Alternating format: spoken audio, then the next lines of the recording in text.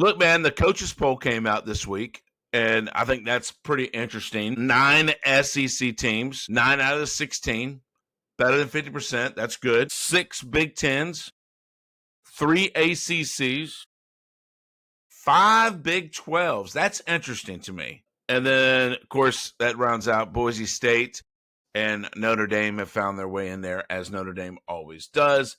This year, I would definitely – Notre Dame is – I mean, they're in the top 5. And I don't know if I'd put them in the top 5, but I don't know. I mean, I think they should be in the top 25. I think they're a good, solid team.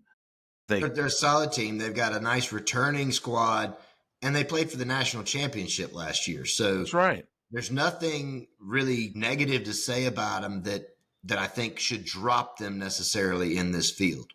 No, and I think Marcus Freeman's doing a great job there. He's an outstanding coach. He has brought Notre Dame back to national prominence, I believe.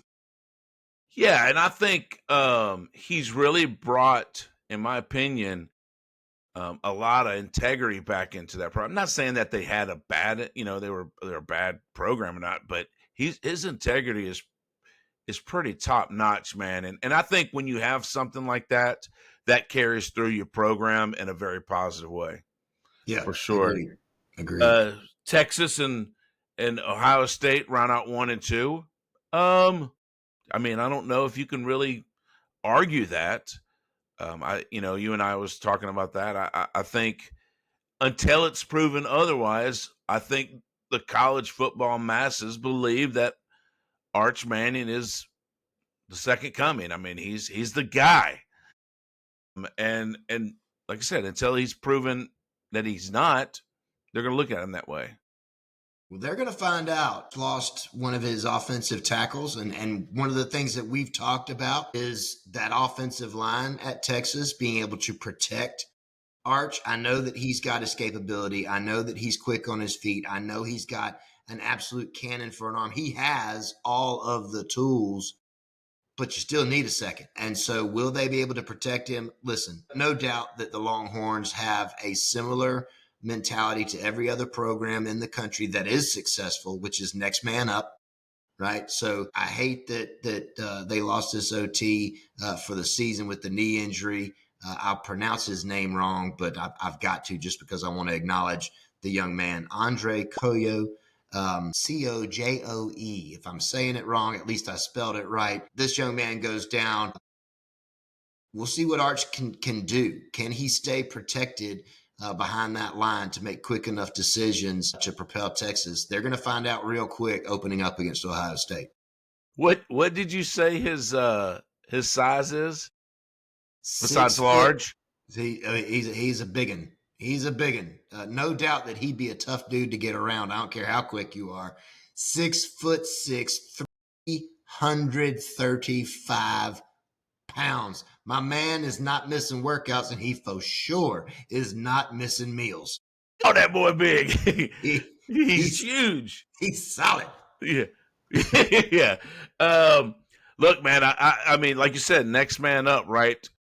But next man up works a lot of times with a lot of programs, but that guy's going to be hard to replace. He has some experience. Like you said, I think you said he played in 4 games last year. So he is the presumed guy. He's waited his turn. He's big. He's ready. And now it's the next man up. And that's going to be hard to replace that big old boy. Yeah, one of the things that we've talked about with the offensive line and how it's different from some of the other positions is you can't just have the raw skills, just the raw tools. You have to have that chemistry. You're working with 4 other guys that you have to work with in unison to run block, to pass protect, whatever it is, depending on who you're lining up against and their potential defensive pressures that they're going to put on you. You've got to have that team chemistry. So while you might have another big solid player behind Andre that can step up into that role, does he have the chemistry with the starting front? Yeah, who knows, man. Look, one other thing that I was going to mention really quick is, and I don't think it's breaking news, but I know Garrett Nussmeier in LSU, he's dealing with some kind of tendonitis in his knee, and look, they're not saying anything serious, but they're just throwing it out there. So either it's nothing and they just need something to write about, or maybe it is something and they're just preparing the world for maybe him not producing as well. I don't know yet. There's not a whole lot out there other than he's dealing with a minor injury right now. So, but interesting. All in all, as far as the coaches poll, I think it's pretty fair. We'll talk about just really quick some of our teams. They've got Georgia in at number 4. I think that's a good spot for the Bulldogs. They've got a lot of talent out there. I think their biggest question, which if you ask me is probably still Texas' biggest question, is new guy under center, right? But other than that, the weapons are there. Our Kirby came out this week and said that this is the healthiest.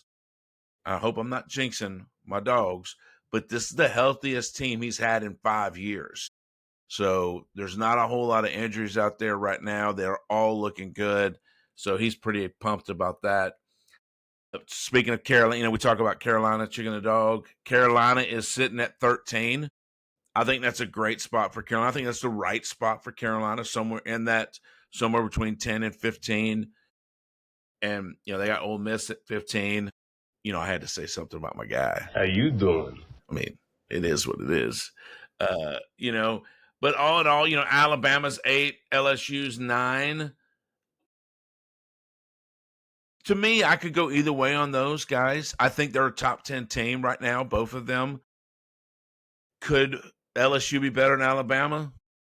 I mean, my gut tells me they will be just because of Nussmeier, right? But I don't know. Yeah, I think differently there. I think they're right where they should be. They're neck and neck. I don't know that I would put LSU above Alabama. I think both of them have very complete football programs right now. But I like that they're side by side, neck and neck. For whatever reason, I think Bama's going to end up still above LSU at the end of the year when all the dust clears. Definitely like where they're positioned so far. LSU has the opportunity as they open up against currently number 6 Clemson to make a move in the poll.